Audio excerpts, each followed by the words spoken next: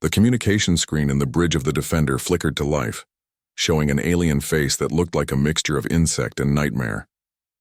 Captain Jake Morrison straightened in his chair, watching as the creature's mandibles clicked together in what the translation software interpreted as speech. Human Vessel Defender, you have been selected to participate in the Grand Hunt, the alien announced. Its voice came through the speakers with a scratching quality that made Jake's skin crawl. This is a great honor for your species. Jake exchanged glances with his second officer, Lieutenant Claire Bennett, who sat at the science station. She looked as confused as he felt. The Grand Hunt was legendary across the galaxy, but humans had only joined the Galactic Council 6 months ago. They were still learning the rules of interstellar society. We accept the invitation, Jake said carefully. Can you provide details about this competition? The alien's compound eyes seemed to glitter with amusement. Of course, human. The Grand Hunt occurs every solar cycle on a designated challenge world. The galaxy's most fearsome predator species compete to prove their hunting superiority. Teams must survive for 10 days while claiming designated targets. Only natural abilities and primitive tools are permitted. Claire pulled up information on her console, her fingers flying across the holographic interface. She had been researching galactic cultures since they left Earth, trying to understand their new neighbors among the stars. What she found made her frown. Captain, she said quietly, the species that compete in the Grand Hunt are all apex predators from their homeworlds. The Kresh are hive-minded insect hunters with acidic blood. The Vorath are reptilian trackers with thermal vision and armored scales. The Zenthi are massive feline predators from a high-gravity planet. And the Silex hunt underwater using bioelectric senses. Jake considered this information. Every species she mentioned had obvious physical advantages over humans. They were faster, stronger, better armed by nature. Humanity had none of these advantages. They were persistence hunters from Earth, evolved to chase prey across long distances rather than overpower it with raw strength. Why would they invite us? Jake asked the alien on the screen. The creature made a sound that the translator rendered as laughter. Entertainment, human. The Council believes your participation will provide amusement to the viewing audience. Your species is considered soft and weak by galactic standards. No natural weapons, no enhanced senses, no particular physical advantages. We are curious to see how long you survive. The words should have been insulting, but Jake felt a strange calm settle over him. He had heard similar assessments before back on Earth during his military training. People always underestimated humans because they looked at the wrong qualities. They saw the lack of claws and fangs, but they missed the determination and intelligence. We accept, Jake said firmly. Send us the coordinates and requirements. After the transmission ended, Claire turned to him with worry in her eyes. Captain, this could be dangerous. These species have been hunting for millions of years of evolution. They're designed to kill, Jake smiled. So are we, Claire. We just do it differently. Over the next 3 days, Jake assembled his team for the Grand Hunt. Lieutenant Ryan Cooper joined from the Security Division. He had spent years training in wilderness survival across Earth's diverse environments, from Arctic tundras to tropical rainforests. His specialty was understanding ecosystems and adapting to them quickly. Sergeant Amy Hughes came aboard from the Tactical Division. She had a sharp mind for strategy and had studied military history extensively. Where others saw obstacles, Amy saw opportunities. Her ability to think several steps ahead had saved lives during humanity's first contact situations. Finally, Greg Palmer arrived from medical. He was more than just a doctor. Greg had trained with emergency response teams in the most hostile environments on Earth. He knew how to keep people alive when everything went wrong, and he understood field medicine better than anyone else in the fleet. The team gathered in the briefing room, where Claire had prepared a presentation about their competition. Holographic images of the other hunter species rotated above the table, showing their terrifying natural weapons. The Kresh hunt in coordinated swarms, Claire explained, highlighting the insectoid creatures. They communicate through pheromones and can overwhelm prey through sheer numbers. Their acidic blood makes them dangerous even when injured. She switched to the next image. The Vorath are ambush predators with thermal vision. They can see heat signatures through obstacles, and their scales provide natural armor. They're stronger than humans and have venomous claws. The Zenthi appeared next, massive feline creatures with powerful muscles. High-gravity world natives, Claire continued. On a standard gravity planet, they can leap incredible distances and have reflexes 3 times faster than human average. They hunt in prides with strict hierarchies. Finally, the Silex rotated into view, sleek aquatic beings with bioluminescent patterns. These hunt using bioelectric pulses to stun prey. They're extremely fast in water and can survive on land for extended periods. Their skin secretes a paralytic toxin. Ryan leaned back in his chair, studying the images. They're all specialists, he observed. Each one is perfectly adapted to their specific hunting style. And we're generalists, Amy added, understanding his point. We don't have one perfect hunting method. We have dozens of them, developed across different environments. Jake nodded. Exactly. These species evolved in relatively stable environments. Humans spread across Earth, adapting to deserts, jungles, mountains, and plains. We learned to hunt in all of them. Greg spoke up from his position near the wall. What about the planet itself? Where is this hunt taking place? Claire brought up a new image. Draken Prime. It's a wilderness world with diverse biomes deliberately chosen to challenge all the competing species. Tropical zones, temperate forests, rocky highlands, and river systems. The native life is aggressive and dangerous. The hologram showed dense jungles, steep cliffs, and winding rivers. Scattered throughout were markers indicating known dangerous species. The planet was designed to test hunters, to see who could adapt and survive in unfamiliar territory. We have one advantage, Jake said, looking at his team. Every other species will rely on their natural abilities. They'll trust their claws, their speed, their strength. But we learned a long time ago that intelligence beats raw power. We'll observe, we'll adapt, and we'll outlast them. Amy pulled up tactical data. The rules limit us to primitive tools. That means we can make weapons, shelters, and traps using local materials. No advanced technology, no communication devices, no powered equipment. That suits us, Ryan said with a slight grin. Humans have been making tools for millions of years. It's literally what we do. The team spent the remaining time studying everything they could about Draken Prime. They analyzed climate data, reviewed images of the terrain, and discussed strategies. Unlike the other species who would rely on instinct and natural ability, the humans planned meticulously. On the day of departure, Jake received a final transmission from the Galactic Council. The same insectoid alien appeared on screen, its mandibles clicking with obvious amusement. The viewing audience is quite excited about your participation, Captain Morrison. Betting pools predict your team will be eliminated within the first day. Several species have placed wagers on exactly how you will fail. Jake kept his expression neutral. We'll try to make it interesting for them. Indeed, the alien replied. One final note. The current champion, Thrascool of the Kresh, has publicly stated that humans will not survive the first hour. He considers your species an insult to the Grand Hunt's traditions. After the transmission ended, Claire looked at Jake with concern. They think we're a joke. Good, Jake replied calmly. Let them underestimate us. It's an advantage. The Defender arrived at Draken Prime 3 days later. The planet hung in space like a green and blue jewel, beautiful and deadly. Orbital stations surrounded it, filled with spectators from across the galaxy who had come to watch the Grand Hunt. As the human team prepared to descend to the surface, Claire monitored the communications between other hunter teams. The chatter was filled with mockery and dismissive comments about humanity's participation. They're laughing at us, she reported. Jake checked his survival pack one final time, making sure everything was secure. Let them laugh now. In 10 days, we'll see who's still standing.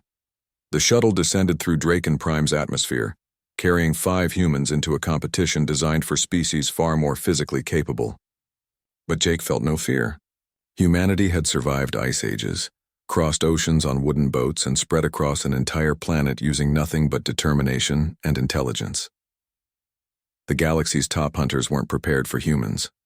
They had never encountered a species that turned weakness into strength, that used brains instead of claws, that never gave up no matter how impossible the odds. They were about to learn.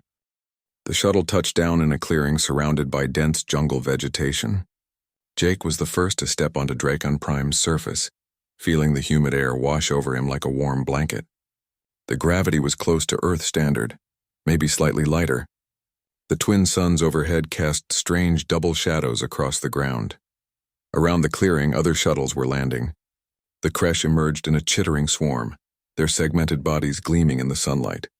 The Vorath slithered out with predatory grace, their scales shifting colors to match the environment. The Zenthi bounded from their shuttle with powerful leaps that covered dozens of meters. The Silex moved toward the nearby river with fluid motions. A holographic display appeared in the center of the clearing, showing the rules one final time. Each team received a scanner that would register their kills and track their survival. The competition would last 10 days. Teams could not directly attack each other, but they could steal kills and resources. The wilderness itself was the true enemy. "Hunters, begin," a synthetic voice announced.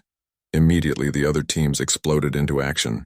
The Kresh swarm moved as one organism, disappearing into the jungle with terrifying coordination. The Vorath scattered in different directions, each one a solitary hunter seeking territory. The Zenthi Pride raced toward the highlands with incredible speed, their powerful legs eating up distance. The Silex dove into the river and vanished beneath the surface. The human team stood still. Jake watched the chaos of departure, taking mental notes. The other species were impressive, using their natural abilities to immediately claim territory and begin hunting. But they were also rushing, acting on instinct rather than strategy. "Ryan, what do you see?" Jake asked quietly. Ryan was already scanning the environment with trained eyes. He knelt down, touching the soil and examining the vegetation. Tropical climate, high humidity. These plants suggest regular rainfall, probably afternoon storms. The soil is rich but loose, which means flooding in low areas. That river the Silex went into will rise and fall with the rain cycle. Claire was studying the jungle canopy. Multiple ecosystem layers. "I see fruit-bearing trees, which means herbivores. Where there are herbivores, there are predators. The local food chain will be complex." Amy was looking at the terrain features. The highlands give a tactical advantage for observation, but they're exposed. The jungle provides cover but limits visibility. The river is a natural resource point, which means competition. We need to find a position that balances all factors. Greg checked his medical supplies. "We're all acclimatized to Earth's various climates. This feels like a tropical rainforest zone. We should be careful about insects, parasites, and waterborne diseases." Jake nodded, satisfied. While other teams were already hunting, his team was thinking, "We're not here to get the first kill. We're here to survive 10 days and understand this environment better than anyone else. Let's start with basics. Water, shelter, food, security." They moved into the jungle slowly, deliberately. Ryan led the way, reading the environment like a book. He pointed out animal tracks, identified which plants might be edible, and noted the direction of water flow. Every 100 meters he would stop and listen, building a mental map of the ecosystem. The orbital broadcasts were already showing highlights of the other hunters. The Kresh had swarmed a nest of reptilian creatures, overwhelming them with numbers and acidic attacks. The Vorath had used their thermal vision to ambush a large herbivore, their venomous claws making quick work of it. The Zenthi Pride had brought down something that looked like a cross between a deer and an armored tank, their raw strength cracking through its natural defenses. The human team had 0 kills. Commentators from various species filled the broadcasts with amused observations. "The humans appear to be lost," one said with barely concealed laughter. "They have been walking in circles for 2 hours without attempting a single hunt." Another added, "Perhaps they do not understand the purpose of the competition. They seem to be examining plants rather than pursuing prey." But a few observers noticed something different. A Zenthi elder watching from an orbital station tilted her massive head thoughtfully. "They are not lost. They are learning." By late afternoon, the human team had established a base camp. They chose a location on higher ground near a water source, but not directly adjacent to it. The position gave them a view of the surrounding area while remaining concealed from casual observation. Ryan and Amy worked together to build a shelter using local materials. They wove branches and broad leaves into a structure that would protect them from rain, while allowing air circulation. It was simple but effective, using techniques humans had developed over thousands of years. Claire tested water from a nearby stream, using basic observation to determine if it was safe. She watched insects flying near the surface, looked for fish, and examined the clarity. "It's clean enough," she concluded. "The ecosystem here is healthy, which means the water should be drinkable. We'll boil it anyway to be safe." Greg gathered plants that Claire identified as potentially medicinal. Even on an alien world, certain properties were universal. Plants with strong smells often had antiseptic qualities. Thick sap could seal wounds. Broad leaves could serve as bandages.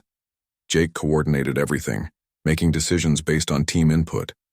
Unlike the hierarchical structure of the Zenthi or the hive mind of the Kresh, the human team operated through discussion and consensus. Each person contributed their expertise, and Jake synthesized it into actionable plans. As night fell on their first day, they had accomplished nothing by the hunt's official standards. 0 kills, 0 targets claimed, but they had shelter, clean water, a secure perimeter, and a comprehensive understanding of their immediate environment. The other teams had impressive kill counts but less stability. The Kresh had lost 3 members to a collapsing cave system, their hive mind disrupted by the sudden deaths. Several Vorath had injured themselves in territorial disputes with each other, their solitary nature making cooperation almost impossible. The Zenthi were exhausted, their high metabolism bodies demanding constant food to fuel their incredible physical abilities. Jake sat by their small fire, watching the flames dance. The team ate a simple meal of plants Claire had identified as safe, supplemented with protein bars from their survival packs. It wasn't impressive, but it was sustainable. "Tomorrow we start hunting," Jake said. "But we hunt smart, not hard." Ryan nodded, sketching patterns in the dirt. "I've identified 3 game trails that converge near a water source about 2 kilometers from here. Animals follow predictable patterns. We can set up observation points and understand their behavior before we commit to a hunt." Amy added her thoughts. "The other teams are burning energy with constant activity. They're impressive, but they're not sustainable. We pace ourselves, plan our moves, and let them exhaust themselves." Claire pulled up data on her scanner. The Vorath are already showing signs of stress. They're fighting over kills because they can't cooperate effectively. The Kresh are down to 11 members from 14. The Zenthi are having trouble finding enough food to maintain their energy levels. Greg checked everyone's vital signs using his medical scanner. "We're all in good condition. Heart rates are normal, hydration is adequate, and no one is showing signs of heat stress. We adapted to this climate faster than the other species because humans are built to adapt." Jake looked at his team with quiet pride. They weren't the strongest or the fastest. They didn't have natural weapons or enhanced senses, but they had something more valuable: the ability to think, plan, and work together. On the second day, they began hunting in earnest. But instead of chasing prey directly, they used a different approach. Ryan identified a large herbivore that traveled the same path each morning to reach a feeding ground. The creature was too fast for a direct chase and too strong for a frontal attack. "We don't need to catch it right away," Ryan explained. "We just need to keep it moving, keep it stressed, never let it rest." They followed the creature for hours, maintaining a steady pace. The herbivore would run, and they would track it. It would hide, and they would find it. It would try to rest, and they would appear again, forcing it to move. The orbital broadcasts showed the pursuit with confusion. "The humans are following that creature, but they make no attempt to close the distance," a commentator said. "This is inefficient hunting behavior." But as hours turned into a full day, observers began to understand. The herbivore was tiring. It was running less, stumbling more. Its breath came in ragged gasps. The humans never ran, never exhausted themselves. They just walked steadily, relentlessly, never stopping. By evening of the second day, the herbivore collapsed from exhaustion. The humans approached calmly, and Jake delivered a clean kill with a sharpened wooden spear. They had claimed their first target not through strength or speed, but through persistence. The galaxy watched in silence as the human team registered their kill. It wasn't the most impressive hunt. Other teams had claimed larger, more dangerous prey. But something about the method disturbed the observers. A Vorath analyst spoke on the broadcast, her voice uncertain. "That hunting method should not work. Prey animals have evolved to escape by outlasting predators, but these humans outlasted the prey." The third day on Dracon Prime began with heavy rain. Water poured from the sky in sheets, turning the jungle floor into a maze of streams and mud. The human team remained dry in their shelter, watching the storm through gaps in the woven walls. "The other teams are struggling," Claire reported, monitoring her scanner. "The Kresh can't maintain their pheromone communication in the rain. The Vorath are having trouble with their thermal vision, because everything is the same temperature now. The Zenthi are seeking shelter in caves." Jake watched the rain with a thoughtful expression. "The Silex? They're in their element," Claire admitted. "Water species have the advantage in this weather." Amy looked at the rainfall patterns. "This will last for hours. We should use this time to improve our position. The other teams are hiding. We can work. That was a fundamental difference between humans and the other hunters. When conditions worsened, the alien species retreated and waited. Humans adapted and kept working. Rain was uncomfortable, but it wasn't dangerous. It was just another condition to work around. Ryan led them out into the storm, moving carefully through the muddy terrain. He showed them how to identify stable ground, how to move without leaving obvious tracks, and how to use the rain to mask their presence. While other predators hid, humans were learning. They discovered something valuable, a cave system that the Zenthi had abandoned due to the flooding. The caves went deep into the hillside, providing shelter and strategic advantage. More importantly, Ryan found evidence of mineral deposits that could be used to make better tools.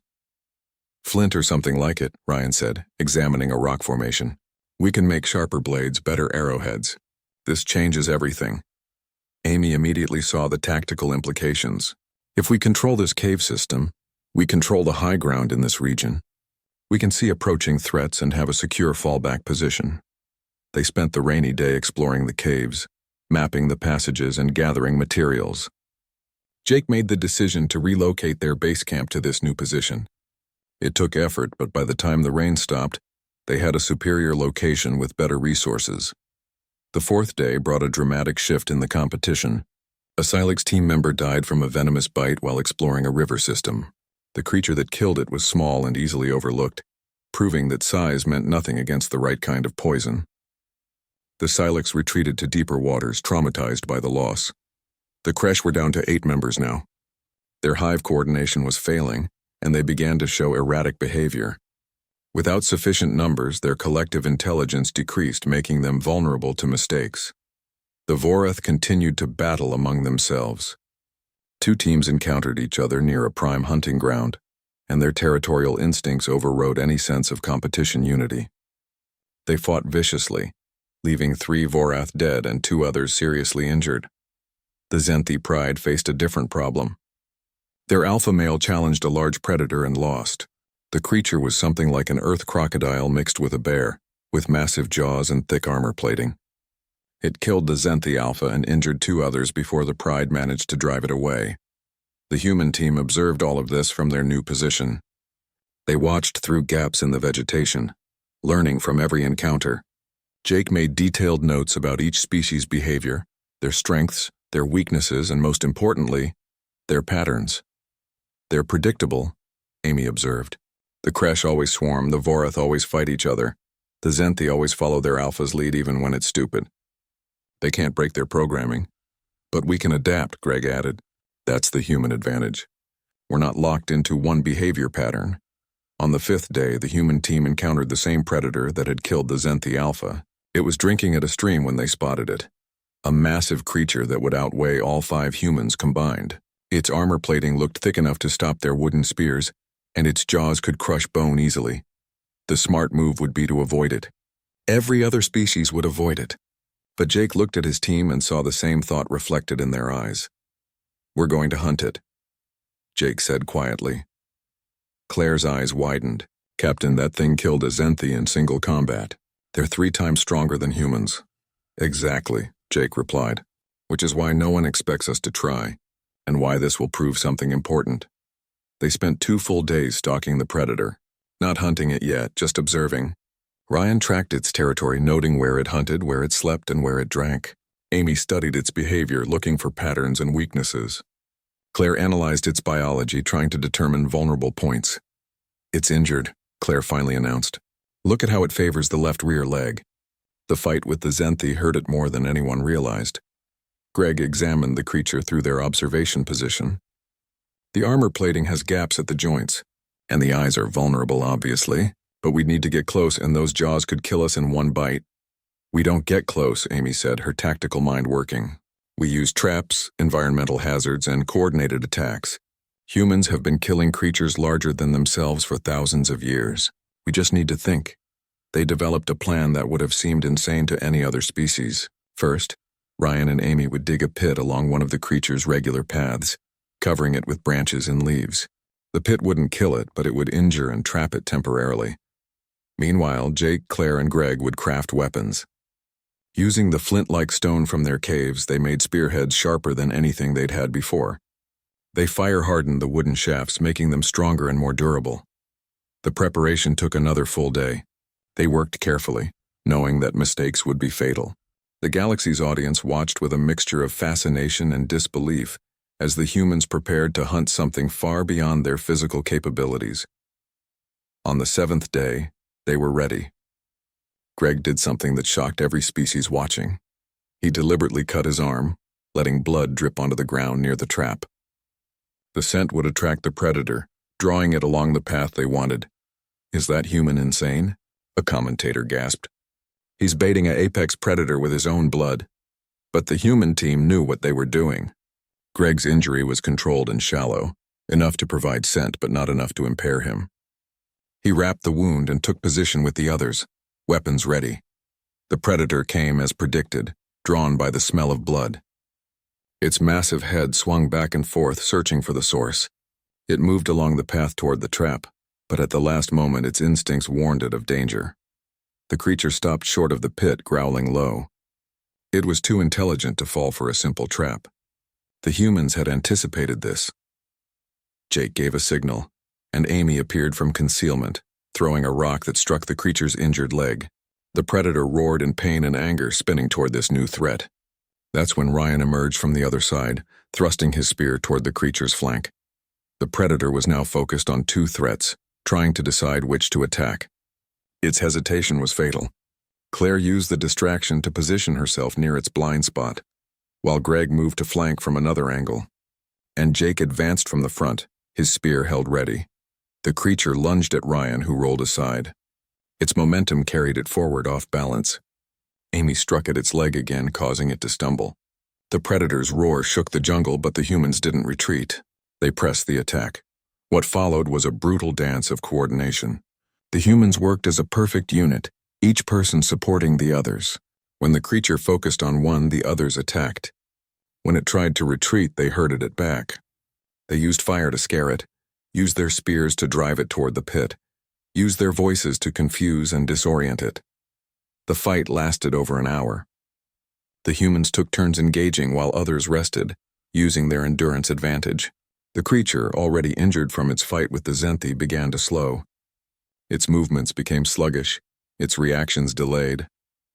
Finally, exhausted and bleeding from a dozen wounds, the predator fell into the pit. The fall didn't kill it, but it was now trapped and helpless. Jake approached carefully and delivered the final strike, his spear finding the gap in the armor plating at the neck. Silence fell across the galaxy's viewing channels. What they had just witnessed shouldn't have been possible.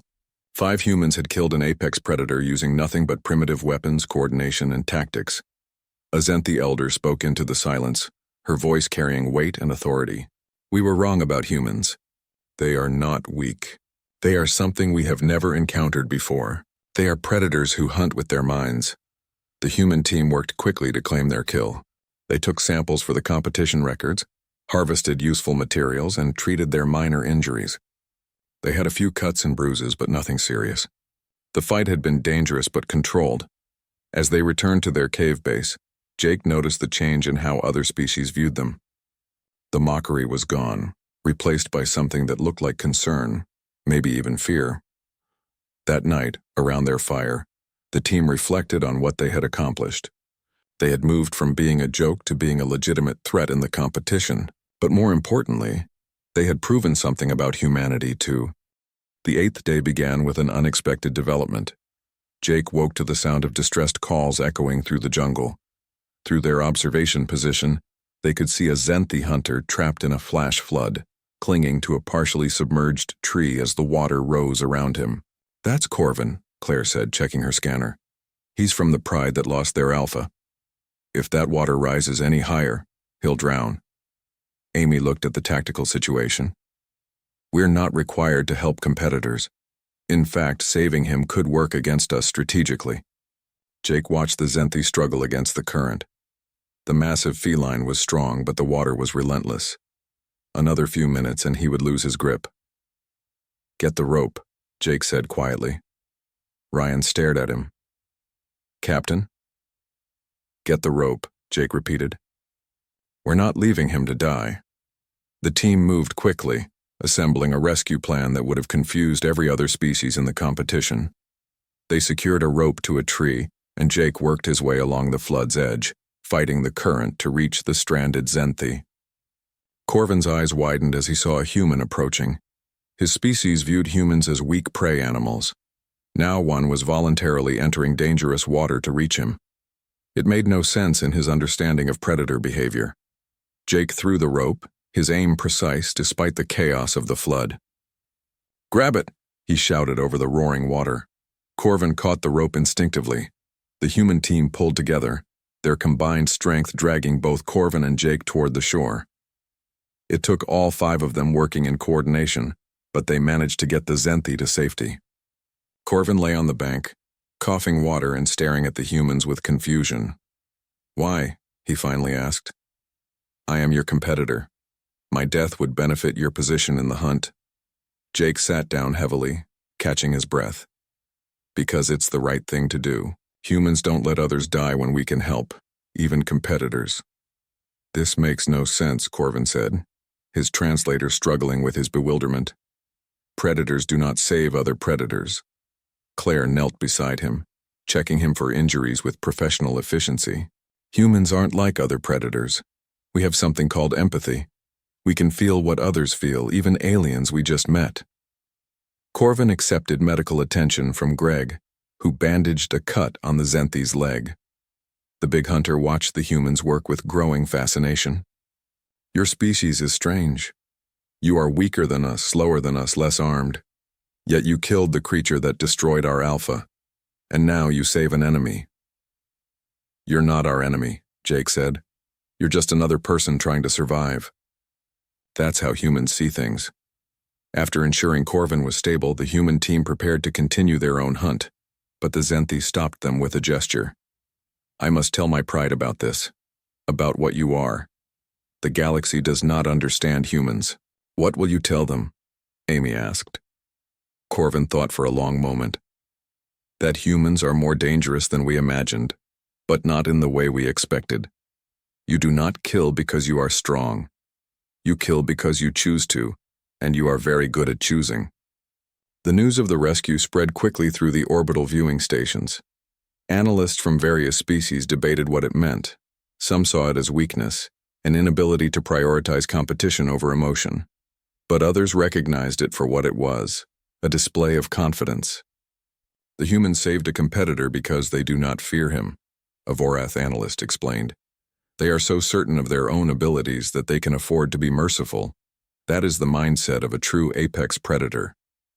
By the 9th day, the competition standings had shifted dramatically. The Kresh were down to 4 members, their hive mind barely functional. The Vorath had largely eliminated each other through territorial disputes, with only 2 individuals still actively hunting. The Zenthi pride was leaderless and scattered. The Silex remained in the water, having given up on terrestrial hunting entirely. The human team had moved to 2nd place in overall points, behind only the now eliminated Vorath team's combined early efforts. But more impressive than their score was their condition.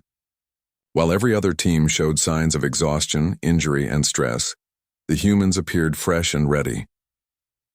"They look like they just started," a commentator observed with disbelief. 9 days in a hostile environment, and they show no degradation in performance. Claire explained it to the team during their evening meal. "We're persistence hunters by evolution. Our bodies are designed for exactly this kind of sustained effort.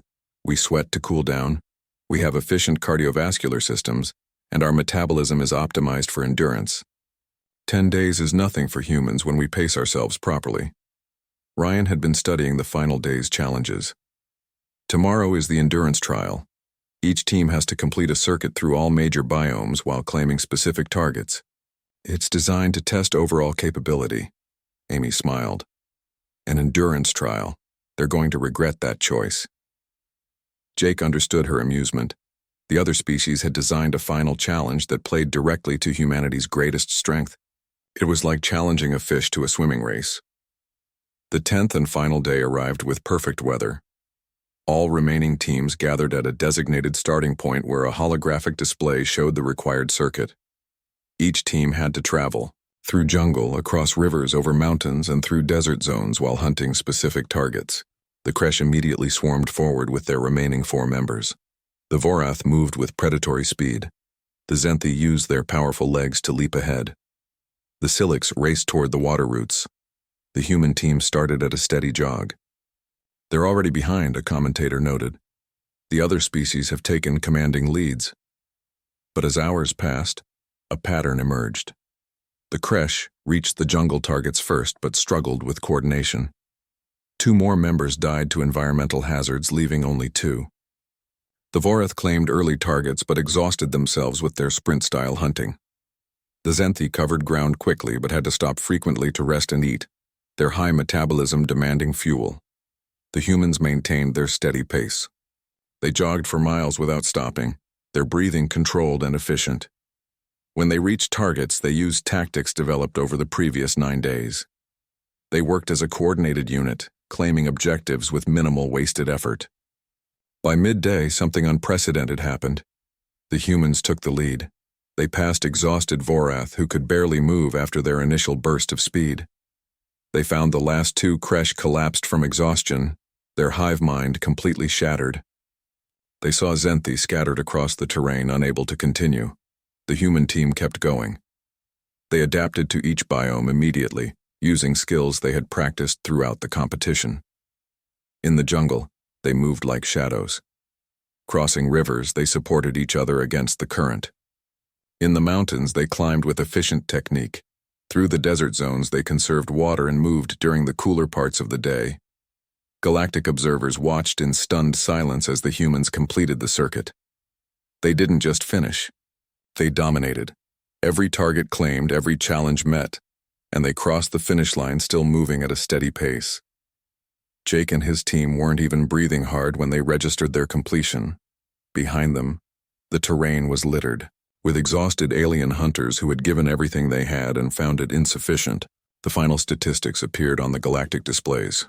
The human team had the 2nd highest kill count overall, but the highest survival rating, the highest adaptability score, and a perfect completion rating for the final trial. They received special recognition for unprecedented strategic hunting and environmental adaptation, but numbers didn't capture what had really happened. The galaxy had witnessed something that challenged their understanding of what made a predator dangerous.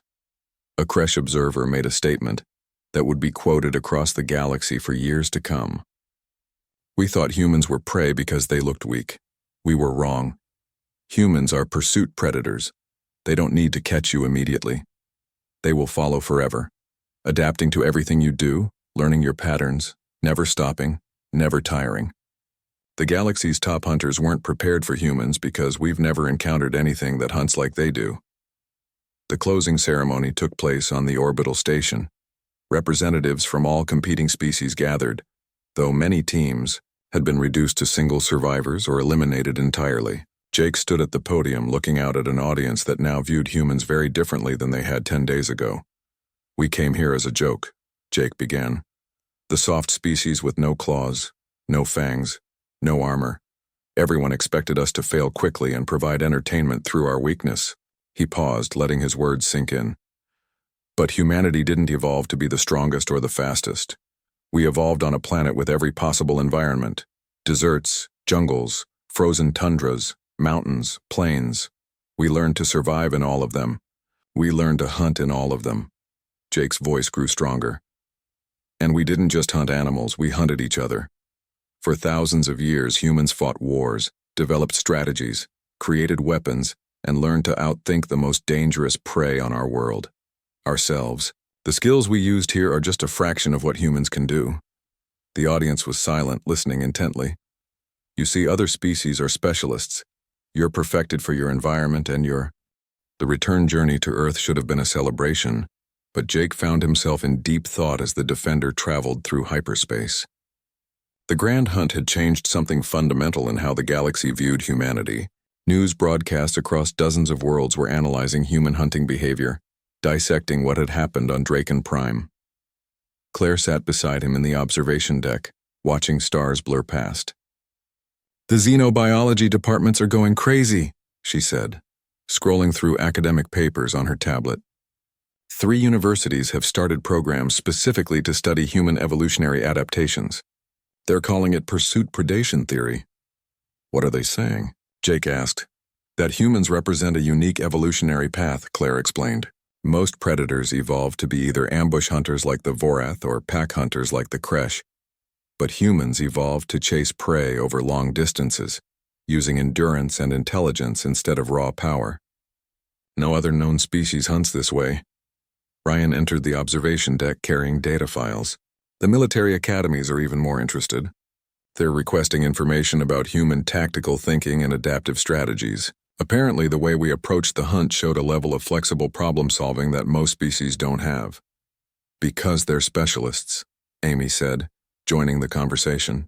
The Zenthi have centuries of pack-hunting tactics, but they're all based on their physical superiority. When that failed, they had no backup plan. We had dozens of backup plans. Greg looked up from his medical reports. I've been analyzing the health data from the other species. The Vorath showed stress indicators from day one because they're solitary hunters forced to work in teams.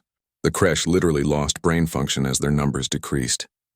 The Zenthi's metabolism is so demanding that they spend most of their energy just staying alive. But humans, our baseline is efficient enough that we had energy to spare. Jake considered all of this information. Humanity had revealed itself to the galaxy not as a powerful warrior race, but as something potentially more dangerous, a species that never stopped, never gave up, and could adapt to absolutely anything. We're going to receive a lot of attention because of this, Jake said quietly, not all of it friendly. His prediction proved accurate. When the Defender approached Earth, they found a massive fleet of alien vessels in orbit. For a moment, Jake tensed, thinking they might be facing a hostile response. But the communications that came through were invitations, requests, and proposals. The Galactic Council wanted to meet with human representatives. Several species requested cultural exchanges. Military organizations asked about training partnerships. Scientific institutes proposed joint research projects, and one message stood out above all the others. Captain Morrison. The transmission began, showing an alien Jake didn't recognize. The being looked like a combination of crystalline structures and organic matter. Something beautiful and strange. I am Coordinator Vex of the Galactic Rangers. We are an elite force that handles the most dangerous situations across known space. Your performance in the Grand Hunt has not gone unnoticed. We would like to extend an invitation for humanity to join our organization. Jake reviewed the information about the Galactic Rangers with his senior staff. The organization operated across the galaxy, dealing with threats that regular military forces couldn't handle. Hostile environments, dangerous rescue operations, tracking down criminals across multiple worlds, and responding to crisis situations. They want humans specifically because of how we hunt, Amy observed, reading the details. Look at this. Their current roster includes species chosen for strength, speed, sensory abilities, and specialized environments. But they don't have any persistence hunters. They don't have anyone who can chase a target for days or weeks without stopping. They also don't have anyone with our level of adaptability, Ryan added.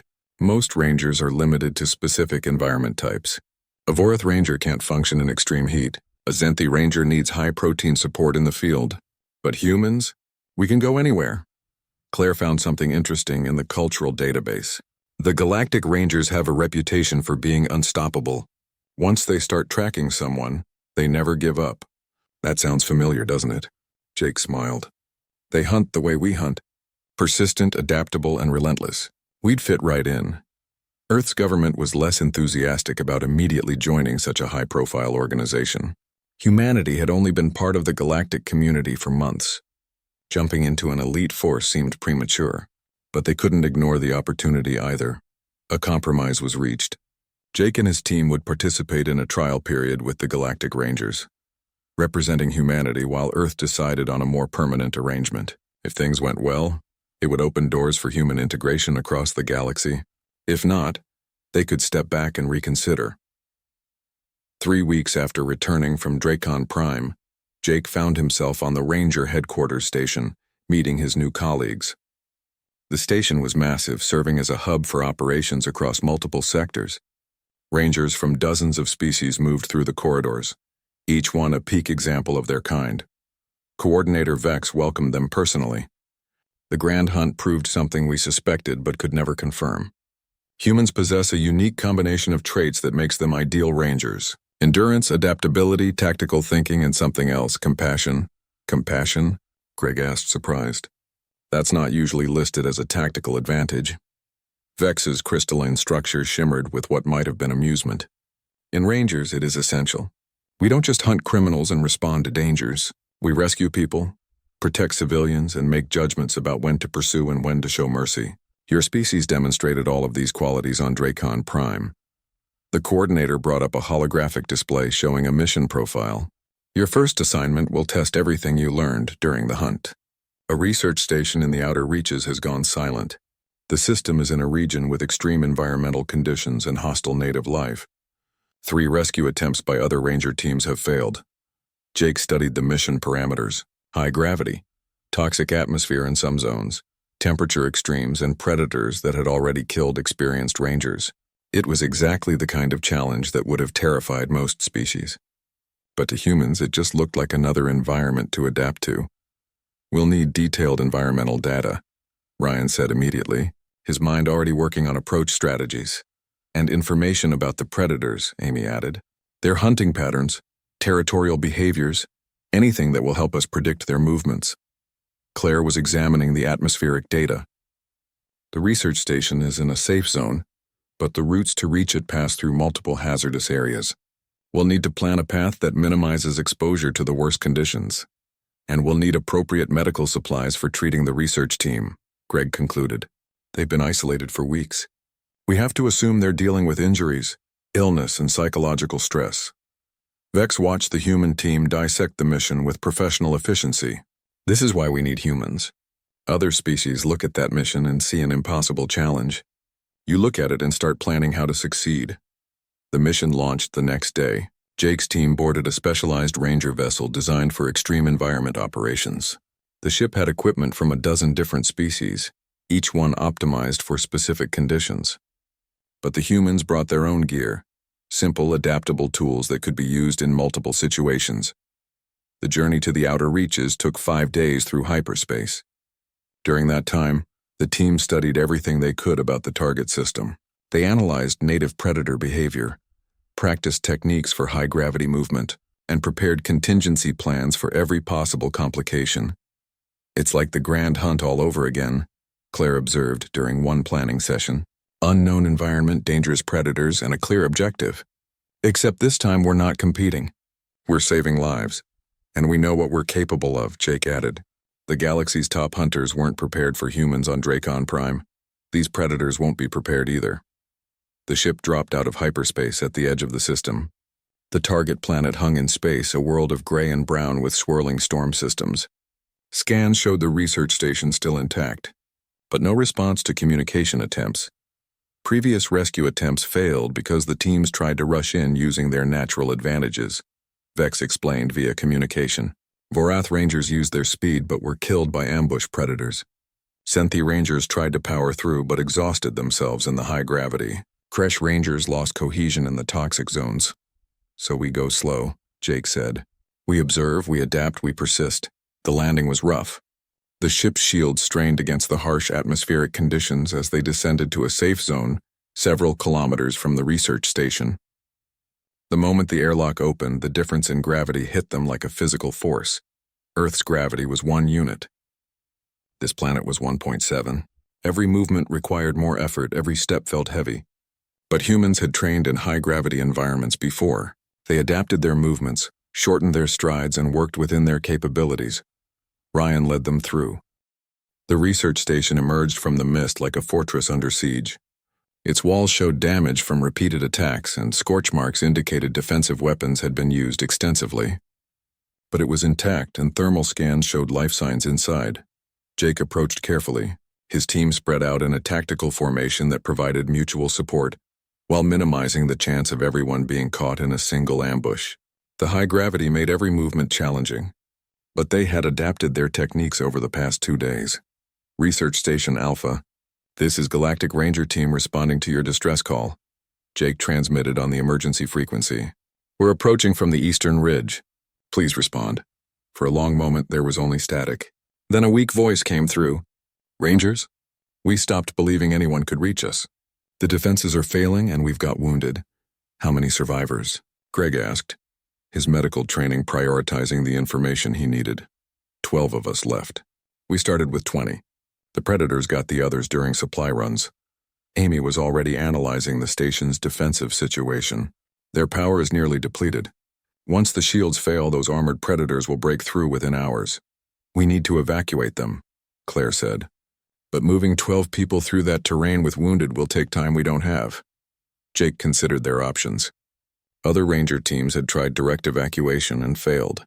The Predators were too numerous, too strong, and too well adapted to the environment.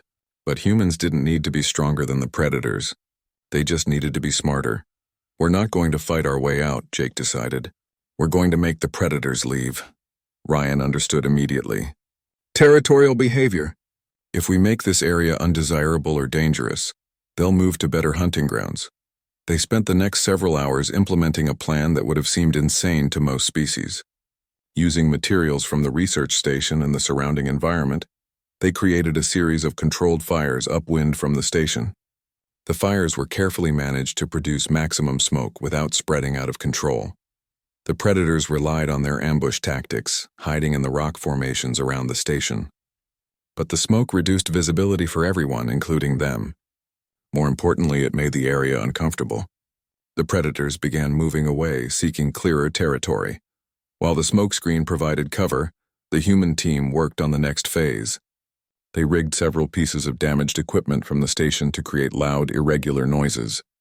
Predators avoided areas with unfamiliar sounds, instinctively treating them as potential threats.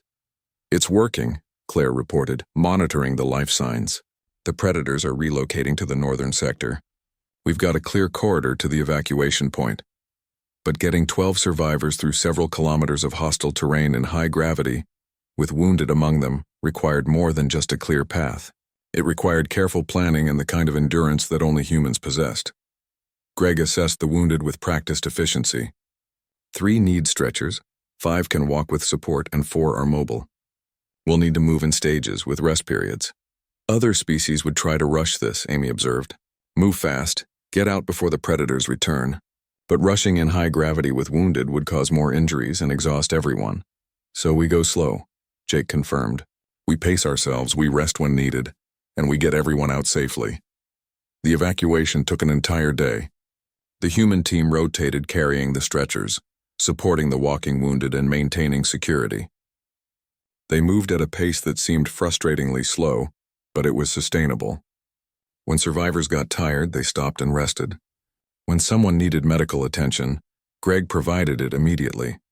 The research team consisted of 3 different species. None of them adapted to this kind of endurance activity. They watched in amazement as the 5 humans maintained their steady pace hour after hour, never complaining about the weight of the stretchers or the exhaustion that must have been building. One of the researchers, a Vorath scientist named Kelrix, spoke to Jake during a rest period. I don't understand your species. You're not strong enough to simply carry us out quickly, yet you chose a method that requires sustained effort over an extended time. Why? Jake took a drink of water before responding. Because we can. Other species are stronger for short periods, but humans can keep going. It's how we evolved. Our ancestors chased prey across the African savanna for hours or days, until the prey collapsed from exhaustion. We learned to pace ourselves, to endure, to outlast anything we hunted. But we are not prey you're hunting, Kelrix pointed out. No, Jake agreed, but the principle is the same. We don't need to be fast if we can be relentless. We don't need to be strong if we can be persistent. And we don't need to be perfect if we can adapt to any situation. They reached the extraction point as the sun set on the second day of evacuation. The Ranger vessel descended through the atmosphere, its shields glowing as it fought through the harsh conditions. The research team was loaded aboard. The wounded received immediate medical attention, and the human team was the last to board. Coordinator Vex was waiting in the ship's medical bay when they arrived. The crystalline being examined each human with sensors, analyzing their condition. You show exhaustion, minor injuries, and significant muscle fatigue. Yet you succeeded where 3 other Ranger teams failed. The research director has already filed a report praising your methods. We did what humans do, Jake said simply. We adapted to the environment, we planned for sustainability rather than speed, and we didn't give up. The other teams gave up? Fex asked. They didn't give up, Jake clarified. They died trying to do things their way. 4th Rangers tried to use speed and high gravity and exhausted themselves. Synthi Rangers tried to power through and were overwhelmed. Kresh Rangers lost coordination in the toxic zones. They all tried to use their natural advantages in an environment that negated those advantages. Claire added her perspective. Humans don't have overwhelming natural advantages. We're generalists. That means we don't have a specific approach that stops working when conditions change. We can always find another way. The return journey to Ranger headquarters took a week. During that time, news of the successful rescue spread through the organization. A mission that had claimed the lives of 9 Rangers and been labeled nearly impossible had been completed by a human team with 0 fatalities. Other Ranger teams began requesting information about human tactics. How did they maintain endurance in extreme conditions? How did they plan for such long-term operations? How did they stay coordinated without a hive mind or strict hierarchy? Jake found himself giving an impromptu lecture to a room full of Rangers from various species. He stood at a podium, looking out at creatures that ranged from terrifying to beautiful, each one a peak representative of their kind. Humans evolved in a very specific way, Jake began. Our planet Earth has incredible environmental diversity. Deserts where the temperature can kill you in hours. Jungles so dense you can't see 10 meters ahead. Frozen tundras where nothing should be able to survive. Mountains where the air is too thin to breathe easily. And humans spread to all of them. He brought up images of Earth's various biomes. We didn't adapt physically to each environment. We adapted mentally. We learned to use tools to create shelter, to find food in places where nothing seemed edible. We became generalists because specialization would have limited where we could go. A Zenthi Ranger raised a massive paw, but generalists are weaker than specialists. A creature adapted to the desert will always outperform a generalist in desert conditions. True, Jake acknowledged. In any specific environment, a specialist has the advantage. But what happens when that specialist leaves their ideal environment? They struggle, they die. But a generalist can go anywhere and find a way to survive. He continued his explanation. Humans also evolved as persistence hunters. We can't outrun most prey over short distances. We can't overpower most prey in direct combat. So we learned to chase them until they collapsed from exhaustion. We learned to track for hours, days, or weeks until we caught what we hunted. Ryan stood up to add to the explanation. It's not just physical. It's mental. Humans don't give up easily.